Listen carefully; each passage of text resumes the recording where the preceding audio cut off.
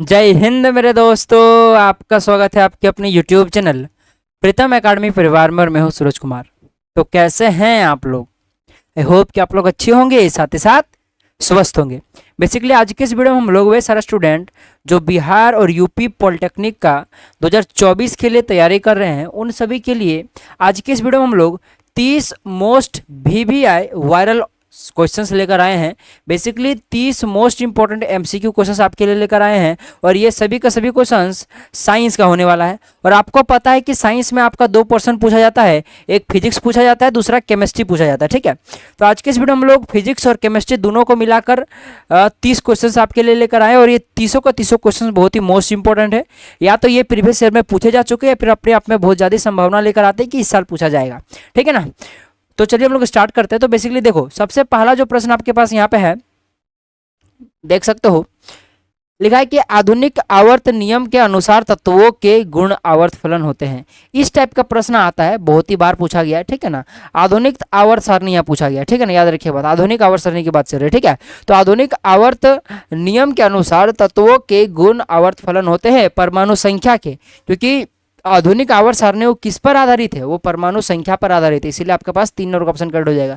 और यही प्रश्न अगर ऐसा पूछता मेंडलीव के अनुसार तत्वों के गुण आवर्त फलन होते हैं, तो अब फिर क्या हो जाता आपके पास परमाणु द्रव्यमान, क्योंकि मेंडलीव ने जो अपना पीरियोडिक टेबल बनाया था उसने परमाणु द्रव्यमान के हिसाब से बनाया था, इसलिए यहाँ पे 1 नंबर का ऑप्शन परमाणु द्रव्यमान करेक्ट हो जाता। ठीक है, तो वो बात टू बात वेरी करेगा। अगर आधुनिक आवर्त सारणी की बात चलेगी तो परमाणु संख्या, और मेंडलीव की बात चलेगी तो परमाणु द्रव्यमान। ठीक है, अच्छा, आधुनिक आवर्त सारणी में तत्वों के वर्गीकरण का आधार है क्या है भाई साहब? अभी मैंने बताया परमाणु संख्या, क्योंकि ये प्रश्न ऐसा भी पूछा जा सकता है। ठीक है ना, आधुनिक आवर्त सारणी में तत्वों के वर्गीकरण का आधार किया है, या तो ऐसे पूछा जाएगा, या तो जैसे कि आप लोगों ने 1 नंबर का क्वेश्चन में देखा कि आपका आधुनिक आवर्त नियम के अनुसार तत्वों के गुण आवर्त फलन होते हैं। उसी प्रकार से मेंडलीव के अनुसार तत्वों के गुण आवर्त फलन होते हैं। ये जो दूसरा नंबर का क्वेश्चन था जिसका आंसर जो आपके पास था परमाणु द्रव्यमान था, उस वो वाला क्वेश्चन तो ऐसे भी पूछा जा सकता है। देखो, मेंडलीव की आवर्त सारणी में तत्वों का वर्गीकरण का आधार है, ये प्रश्न ऐसा भी पूछा जा सकता था। ठीक है, तो यहाँ पे क्या हो जाएगा परमाणु द्रव्यमान, जो कि आपके पास ऑप्शन नंबर 2 में दिख रहा है। ठीक है, तो इस प्रकार से क्वेश्चंस को घुमाया जा सकता है, तो आपको घूमना बिल्कुल नहीं है। 5 नंबर के प्रश्न पर आते हैं। लिखा कि आधुनिक आवर्त सारणी में आवर्तों की संख्या है। सबसे पहली बात तो आधुनिक आवर्त सारणी बोला है, तो आधुनिक आवर्त सारणी में जो आपका आवर्त है, ठीक है, टोटल कितना होता है? टोटल 7 आवर्त है। ऐसे ऐसे क्या होते हैं, क्षैतिज लाइन सब कैसे होते हैं? आवर्त होते हैं। और ऐसे खड़िया में जिसको ऊर्ध्वाधर बोलते हैं, जिसको स्तंभ भी बोला जाता है, इसको हम लोग क्या बोलते हैं? ग्रुप बोलते हैं, वर्ग बोलते हैं। आवर्त को इंग्लिश में पीरियड बोला जाता है। ठीक है, तो पीरियड बोले या फिर आवर्त बोले तो टोटल कितना आवर्त सारणी में 7 है। ठीक है, और यही अगर ग्रुप बोले या फिर ग्रुप बोले या तो फिर समूह बोले तो याद रखिएगा इस प्रकार से खड़िया को बोला था, ये टोटल 18 है। ठीक है, तो फिलहाल यहाँ पे तो आवर्त पूछा है, इसलिए आपके पास कितना हो जाएगा? 7 आंसर हो जाएगा। वरना अगर ग्रुप पूछ देता या फिर वर्ग पूछ देता तो फिर क्या हो जाता आपके पास? 4 नंबर का ऑप्शन कट हो जाएगा। ठीक है, वर्ग पूछे, समूह पूछे या ग्रुप पूछे, बात बराबर ही है। ठीक है, ये तीनों एक ही चिड़िया का नाम है। चलिए आगे बढ़ते हैं नेक्स्ट प्रश्न की ओर।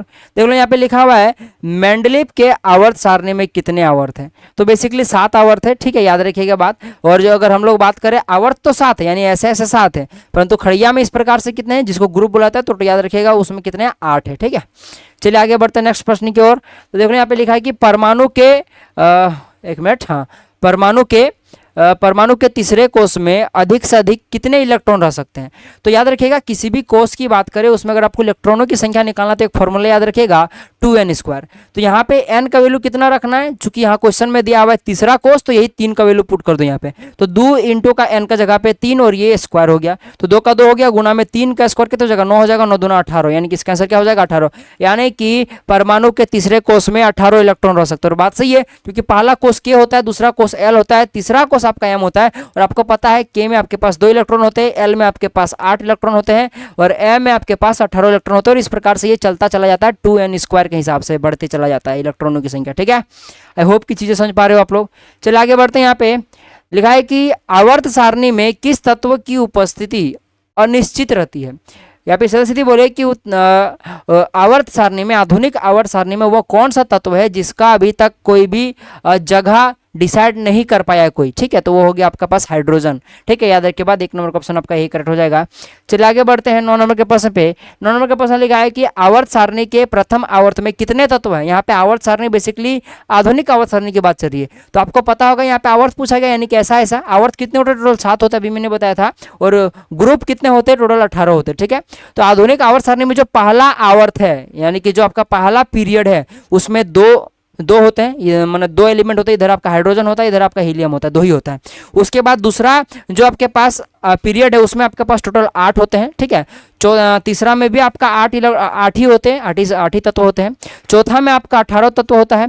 पांचवा में भी आपका 18 तत्व होता है, और लास्टली जो आपके पास छठा और सातवां हुआ, इनमें भी 18 और 18 करके तत्व होते हैं। तो याद रखिएगा 2 8 8 18 18 18 18 होता है, ठीक है। याद रखिएगा बात इस प्रकार से, तो इससे भी क्वेश्चन बन सकता था और बनेगा, आवर्त सारणी से क्वेश्चन आपको देखने को जरूर मिलेगा। अच्छा, अष्टक सिद्धांत का प्रतिपादन किया था तो न्यूलैंड्स ने किया था, आप लोगों ने सुना होगा न्यूलैंड्स का अष्टक सिद्धांत, ठीक है।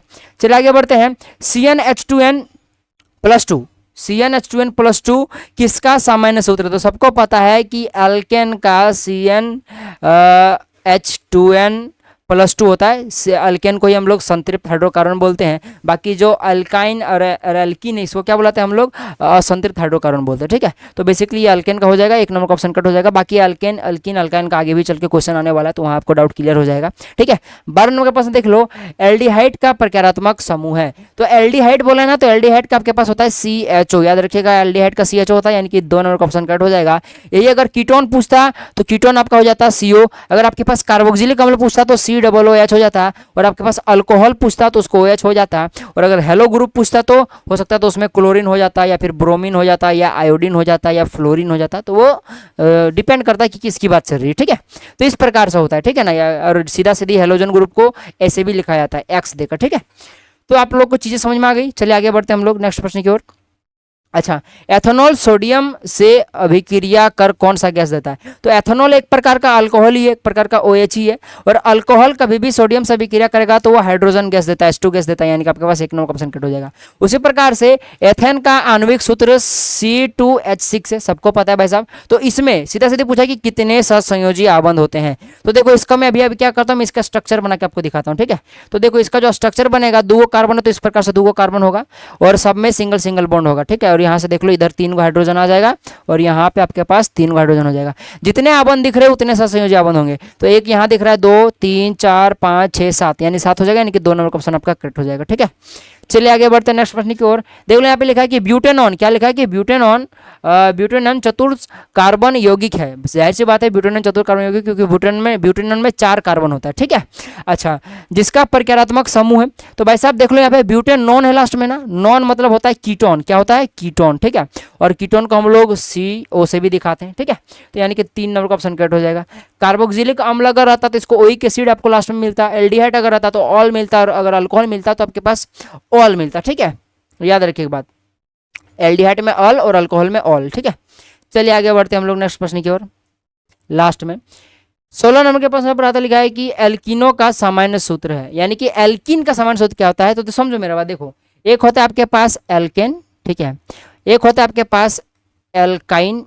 एल्केन के बाद एल्किन लिखना ज़्यादा अच्छा रहेगा, एल्किन। उसके बाद आपके पास होता है एल्काइन, एल्काइन, ठीक है।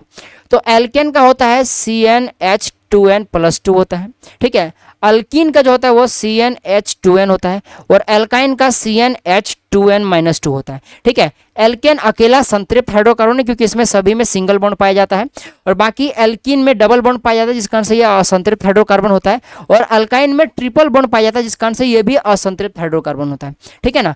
तो यहाँ पे बेसिकली क्या पूछा है, एल्कीन पूछा, यानी कि 2 नंबर वाला पूछा है यहाँ पे, जो मैंने 2 नंबर में लिखा है, यानी कि इसका सामान्य सूत्र क्या हो जाएगा, CnH2n हो जाएगा, जो कि ऑप्शन नंबर आपका 2 में दिख रहा है, ठीक है। और यही नहीं देखो 17 नंबर के क्वेश्चन में एल्केन पूछा, यानी कि 1 नंबर वाला जो मैंने लिखा वो पूछा, यानी कि इसका सामान्य सूत्र क्या हो जाएगा, CnH2n+2, जो कि ऑप्शन नंबर में आपको 3 में दिख रहा होगा, CnH2n+2। इसी प्रकार से नीचे में आपका अल्काइन पूछा है, देखो क्वेश्चन नंबर जो आपके पास 18 है उसमें देखो आपके पास अल्काइन पूछा है, देखो अल्काइन पूछा है ना, तो अल्काइन का क्या हो जाएगा, CnH2n-2 हो जाएगा, जो कि आपके पास ऑप्शन नंबर 4 में दिख रहा है। कभी क्वेश्चन ऐसा भी आ जाएगा कि अल्काइन बताओ कौन सा हाइड्रोकार्बन है, तो ये असंतृप्त हाइड्रोकार्बन है।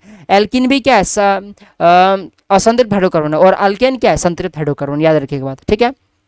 चलिए, विद्युत धारा प्राप्त करने की युक्ति को क्या कहते हैं? सबको पता है विद्युत धारा जिस युक्ति से प्राप्त होता है उसको जनरेटर बोलते हैं, यानी कि विद्युत जनित्र। ये नंबर का ऑप्शन कट हो जाएगा, ठीक है। और विद्युत जनित्र क्या करता है? यांत्रिक ऊर्जा को विद्युत ऊर्जा में कन्वर्ट करता है। अच्छा, चुंबक की क्षेत्र रेखाएं चुंबक के किस ध्रुव से प्रकट होती है? सबको पता है चुंबक की क्षेत्र रेखाएं जो होती है वो चुंबक के उत्तरी ध्रुव से प्रकट होती है और दक्षिणी ध्रुव में चली जाती है, यानी कि ये नंबर का ऑप्शन कट हो जाएगा। जैसे मान लो कि ये छड़ चुंबक है, ये आपका नॉर्थ पोल है, साउथ पोल, नॉर्थ मतलब उत्तरी ध्रुव और एस मन हो गया दक्षिणी ध्रुव। तो इस प्रकार से चुंबक की क्षेत्र रेखा जाती है, इस प्रकार से एन से निकलकर एस में जाती है, इस प्रकार से जाती है, ठीक है।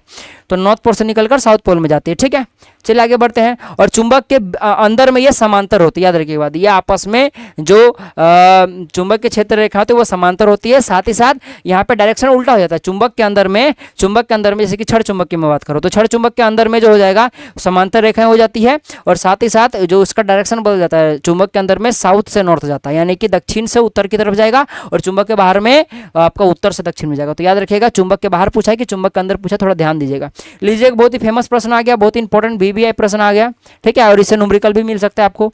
फ्लेमिंग, यहाँ पे फ्लेमिंग लिखा गया, ठीक है। फ्लेमिंग के वाम हस्त नियम में अंगूठा द्वारा प्रदर्शित होता है। तो देख लीजिए, मैंने फ्लेमिंग का बायां हस्त नियम दिखा दिया, जिसमें से जो आपके पास अंगूठा है, देख सकते हो यहाँ पे जो आपके पास अंगूठा है, ये अंगूठा बल को दिखाता है, यानी कि फोर्स को दिखाता है, ठीक है, यानी कि चालक में किधर बल लगेगा वो दिखा रहा है, ठीक है। और ये आपके पास चुंबक के क्षेत्र की दिशा को दिखाएगा, ये वाला उंगली, ठीक है। और जो इधर वाला उंगली हो जाएगा, जिसको मध्यमा बोलते हैं, इसको तर्जनी उंगली बोला जाता है, तो ये क्या दिखाएगा आपके पास? बेसिकली आपके पास विद्युत धारा को दिखाएगा, ठीक है। तो हमको अंगूठा पूछा, इसलिए आपके पास 1 नंबर का ऑप्शन, 2 नंबर का ऑप्शन आपका कट हो जाएगा, जो कि बल, ठीक है, क्योंकि बल दिखाता है अंगूठा, ठीक है, बायां हाथ का नियम, ठीक है। चलिए आगे बढ़ते हैं नेक्स्ट प्रश्न की ओर। देखिए, अब आपके पास दक्षिण हस्त नियम के नियम से क्वेश्चन आ गया। देखो, दक्षिण हस्त अंगूठा नियम में अंगूठे द्वारा किसकी दिशा सांकेतिक होती है? तो बेसिकली दक्षिण हस्त नियम के जगह पे यहाँ पे मैक्सवेल का भी नाम आ सकता था, ठीक है, क्योंकि ये मैक्सवेल नहीं खोजा था, ठीक है। तो मैक्सवेल का दक्षिण हस्त नियम भी इसको बोला जाता है। तो देख सकते हो, ये दक्षिण हाथ है, आपको नजर आ रहा है, ठीक है। इसका जो अंगूठा है वो विद्युत धारा का दिशा को दिखाता है, यानी कि धारा के दिशा को दिखाता है, इसलिए आपके पास 1 नंबर का ऑप्शन आपका करेक्ट हो जाएगा, ठीक है ना। चलिए आगे बढ़ते हैं नेक्स्ट प्रश्न की ओर। तो देखो, हमारे पास जो नेक्स्ट प्रश्न है आपके पास, देखो ये बहुत ही इंपॉर्टेंट प्रश्न ये भी है। ये बेसिकली जो ये लगातार जो 3 प्रश्न है ना, तीनों को तीनों बहुत मोस्ट इंपॉर्टेंट है। लेकिन निम्नलिखित में से कौन किसी लंबे विद्युत धारावाही तार, यानी कोई तार है, देख लो ये मान लो एक तार है, ठीक है, तो लंबे विद्युत धारावाही तार के निकट चुंबक के क्षेत्र रेखाओं का सही वर्णन करता है। यानी कोई अगर तार है, उस तार में एक्चुअली में कैसा चुंबक के क्षेत्र होता है, ये पूछ रहा है क्वेश्चन में, ठीक है। तो यहाँ पे जो देख लो, जो चुंबक के क्षेत्र निकलता है ना, वो तार का चारों ओर इस प्रकार से गोल गोल गोल गोल, जैसे कि आप लोगों ने कभी तालाब में एक ढेला मार दीजिएगा, तो कैसे इस प्रकार से एक समांतर, इस तरह से बोलो कि एक यूनिफॉर्म एक इस प्रकार से वेव नहीं निकलता है, उसी प्रकार से चुंबक के क्षेत्र भी बनता है। मान लो यहाँ से अगर तार गुजरा, जैसे कि यहाँ पे मैंने डायग्राम बना कर लाया हुआ है आपके लिए, देख लो, ये आपका जो तार है, इस तार का इस पॉइंट को अगर पकड़ो तो इस पॉइंट में जो चुंबकीय क्षेत्र निकलेगा वो इस प्रकार से निकलेगा, इस प्रकार से, और ये कभी भी आपस में एक दूसरे को नहीं काटेगी, ठीक है ना। तो इस प्रकार से निकलेगा, यानी कि सन केंद्रीय होगा। देख सकते हो, प्रत्येक वृत्त का केंद्र ये तार ही है। जैसे अगर मैं छोटा वाला वृत्त लूँ तो देखो, छोटा वाला वृत्त का भी केंद्र ये तार है, इसके बाद वाला वृत्त का भी केंद्र तार है, उसके बाद वाला वृत्त का भी जो केंद्र है वही वाला बिंदु, यानी कि तार में वही बिंदु है, ठीक है, और उसके बाद वाला जो केंद्र मतलब वृत्त है, ठीक है, वो उसका भी केंद्र जो होगा तार का उसी बिंदु पर है, जिस बिंदु से ये निकला हुआ है पूरा चुंबक के क्षेत्र, ठीक है। तो यानी क्या हो जाएगा, चुंबक के क्षेत्र की संकेंद्रीय क्षेत्र रेखा जिनके तार होता है, यानी कि इसका संकेंद्रीय होता है, यानी कि इसका केंद्र समान होता है। 4 नंबर ऑप्शन आपका करेक्ट हो जाएगा। चलिए आगे बढ़ते हैं नेक्स्ट प्रश्न की ओर। लिखा हुआ यहाँ पे, कौन सा साधित्र जो यांत्रिक ऊर्जा को विद्युत ऊर्जा में रूपांतरित करता है? मैंने अभी थोड़ा देर पहले बताया था विद्युत जनित्र, तो आपका 2 नंबर ऑप्शन कट हो जाएगा। विद्युत मोटर क्या करता है? विद्युत ऊर्जा को यांत्रिक ऊर्जा में बदलता है, याद रखिएगा बात, ठीक है। अच्छा, प्रत्यावर्ती धारा एसी करंट जो होता है उसका आवृत्ति क्या होता है? तो जनरली जो हमारे घरों में एसी करंट आता है वो 50 हर्ट्ज का होता है, इसीलिए इसका भी आंसर क्या हो जाएगा, 50 हर्ट्ज हो जाएगा, याद रखिएगा बात। और जो डीसी करंट होता है जिसको हम लोग दृष्टि धारा बोलते हैं, याद रखिएगा बात, ठीक है। इसको डायरेक्ट करंट बोला जाता है, इसको अल्टरनेटिव करंट बोला जाता है इंग्लिश में, तो थोड़ा मोड़ा इंग्लिश से भी ध्यान रखिएगा। अच्छा देख लो, संपीड़ित प्राकृतिक गैस का मुख्य घटक है, ये बहुत ही इंपॉर्टेंट प्रश्न है, ये भी VBI प्रश्न है, तो याद रखिएगा मेथेन, CH4 जिसको बोला जाता है, ठीक है, यही संपीड़ित प्राकृतिक गैस का मुख्य घटक है, जिसको हम लोग CNG बोलते हैं, ठीक है। बाकी कोई भी गैस हो, जनरली देखा गया कि CNG उसमें होता ही होता है, ठीक है। आगे बढ़ते, कोई भी गैस मतलब ईंधन की बात चल रही है, ठीक है, अब ऐसा नहीं कि ऑक्सीजन में CNG होता है, ठीक है। अच्छा 27 का प्रश्न लिखा कि किसी हाइड्रोकार्बन में त्रियाबंध होगा, यानी कि किस हाइड्रोकार्बन में त्रियाबंद होगा। इन सभी ऑप्शन में से किसमें त्रियाबंद होगा? तो मुझे देखकर तो लग रहा है 3 नंबर वाला, क्योंकि देख लो अगर मैं इसका स्ट्रक्चर बना तो देखो इसमें 3 को कार्बन है, तो 3 कार्बन ऐसे करके बनेगा, ठीक है। और यहाँ पे ट्रिपल बॉन्ड होगा, क्यों? क्योंकि भाई साहब ट्रिपल बॉन्ड होगा तभी आपका 4 गो हाइड्रोजन होगा। देखो यहाँ पे एक हाइड्रोजन लग जाएगा, यहाँ तो हाइड्रोजन लगेगा नहीं इस कार्बन में, क्योंकि देखो इसका 4 गो बॉन्ड कंप्लीट हो चुका है, ठीक है ना। तो बेसिकली इसमें तो लगेगा नहीं, अब ये तो मिट भी नहीं सकता। अच्छा रुको 1 मिनट, चलो फिर से लिख देता हूँ इसको। हाँ, अब बाकी इसमें कार्बन, इसमें हाइड्रोजन लगेगा तो इसमें टोटल 3 हाइड्रोजन और लग जाएगा। तो देख सकते हो 4 हाइड्रोजन हो गया, 1 2 3 4, ठीक है। यहाँ पे 4 हो गया और 3 को कार्बन हो गया, यानी कि आपके पास 3 नंबर का ऑप्शन ही हो जाएगा। बाकी यानी कि इसी में आपके 3 बॉन्ड है, देख सकते हो, यानी कि त्रियाबंद वाला ही हो जाएगा। बाकी अगर मैं इस 2 नंबर वाला अगर डायग्राम बना के दूँ तो हो जाएगा C2H6 है ना, तो 2 को कार्बन होगा इस प्रकार से, और यहाँ पे 6 हाइड्रोजन इस प्रकार से होगा। देखो इसमें देख लो सिंगल सिंगल बॉन्ड करके आ गया, ठीक है। तो ये संतृप्त हाइड्रोकार्बन है, और जो 3 नंबर का ऑप्शन जो मतलब एक्चुअली जो करेक्ट आंसर है वो संतृप्त हाइड्रोकार्बन होगा, ठीक है। और बाकी अगर इसका अगर मैं स्ट्रक्चर बना के दिखाऊं तो देख लो इसमें 3 को कार्बन इस प्रकार से होगा और 8 को हाइड्रोजन इस प्रकार से लग जाएगा, ठीक है।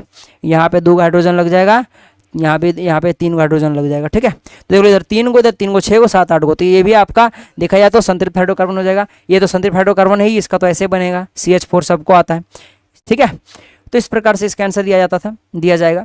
आगे चलिए क्वेश्चंस की ओर बढ़ते हैं। देख लो यहाँ पे लिखा हुआ है, यहाँ पे जरा पहले आगे कर लो थोड़ा सा। हाँ देखो देखा यहाँ पे जरा दूर दृष्टि को किस लेंस से दूर किया जाता है। तो जरा जो दूरदृष्टिता होती है बेसिकली बूढ़ों में हो जाता है, इसमें बायोफोकल लेंस को उपयोग किया जाता है, जिसको हम लोग द्विफोक्सी लेंस भी बोलते हैं, याद रखिएगा बात। तो द्विफोक्सी लेंस दिखे या बायोफोकल लेंस दिखे, आप लोग उसी को मार दीजिए, क्योंकि बायोफोकल लेंस जो होगा वो इंग्लिश वर्ड है द्विफोक्सी लेंस का, ठीक है। अच्छा, यही अगर कुछ पूछा जाए कि अवतल लेंस का जो चश्मा होता है उसका उपयोग कौन से दृष्टि दोष को दूर करने में किया जाता है, तो अवतल लेंस बोला है ना, तो इसको हो जाएगा निकट दृष्टि दोष, याद रखिए बात। तो ये प्रश्न ऐसा भी पूछा जा सकता था, निकट दृष्टि दोष को दूर करने के लिए हम लोग किस दर्पण का उपयोग करते हैं, तो अवतल लेंस का, ठीक है। और यही अगर पूछा जाए कि अगर यही पूछा जाता है कि दूर दृष्टि दोष को दूर करने के लिए, फिर दीर्घ दृष्टि दोष को दूर करने के लिए कौन सा लेंस का उपयोग किया जाता है, तो उत्तल लेंस का, याद रखिएगा बात, ठीक है। या क्वेश्चन ऐसा पूछा जाए उत्तल लेंस के चश्मे का उपयोग किस दृष्टि दोष को दूर करने के लिए किया जाता है, तो दीर्घ दृष्टि दोष, ठीक है। तो कंफ्यूज नहीं होना, ठीक है। अवतल लेंस, अवतल जो होगा वो किसके लिए, निकट के लिए, किसके लिए, निकट दृष्टि को लिए, और जो उत्तल होगा वो किसके लिए, वो दूर के लिए, याद रखिएगा बात, ठीक है ना। अच्छा, ये 30 नंबर का प्रश्न बहुत इंपॉर्टेंट प्रश्न, बड़े छोटा लग रहा है पर पूछा गया प्रश्न है, ठीक है। अच्छा, श्वेत प्रकाश में कितने रंग होते हैं, सबको पता है 7 रंग होते हैं, 7 रंग से मिलकर ही श्वेत रंग बनता है, ठीक है ना। तो 3 नंबर का ऑप्शन आपका करेक्ट हो जाएगा। तो इस प्रकार से हम लोगों ने 30 का 30 इंपॉर्टेंट क्वेश्चन को कवर कर लिया है, ठीक है ना। आई होप कि वीडियो आपको पसंद आया होगा, ठीक है ना। तो भाई साहब टेंशन मत लीजिए, जब तक हम लोग तोड़ेंगे नहीं तब तक छोड़ेंगे नहीं, एकदम अच्छे मैं क्वेश्चन आपको करा के दूंगा। और भाई साहब अगर वीडियो आपको थोड़ा सा भी हेल्पफुल लगा हो तो चैनल को जरूर सब्सक्राइब कीजिएगा, अपने दोस्तों तक जरूर शेयर कीजिएगा, ठीक है। जल्दी हमारा फैमिली 8K की होने वाली है, तो आप लोग से भाई साहब थोड़ा मोड़ा गुजारिश है कि जल्दी जल्दी हमारा 8K करवा दीजिए, ठीक है ना। तो भाई साहब आपको क्या करना है, कुछ नहीं करना है, हमारे साथ बने रहना है। मैं करीबन 30-25 मतलब 25-30 सेट में करा दूंगा। ये हमारा पार्ट नंबर 3 था, ये हमारा पार्ट नंबर 3 वीडियो है, ठीक है। अभी तक मैंने 2 वीडियो डाल दिया, अगर नहीं देखे तो जाकर देख लीजिएगा, ठीक है। इस वीडियो को डिस्क्रिप्शन में लिंक मिल जाएगा उस प्लेलिस्ट का, जिस प्लेलिस्ट में आपको बाकी सब वीडियो सब डाला हुआ आपको मिलेगा, ठीक है ना। और साथ ही साथ भाई साहब बार बार बोल रहा हूँ, चैनल को सब्सक्राइब जरूर कीजिएगा, अपने दोस्तों तक जरूर शेयर कीजिएगा, ठीक है। तो चलिए मिलेंगे अगले पार्ट नंबर 4 पर, ठीक है, मस्त मस्त क्वेश्चन के साथ, ठीक है ना। तब तक के लिए जय हिंद, जय भारत और आपका दिन शुभ हो।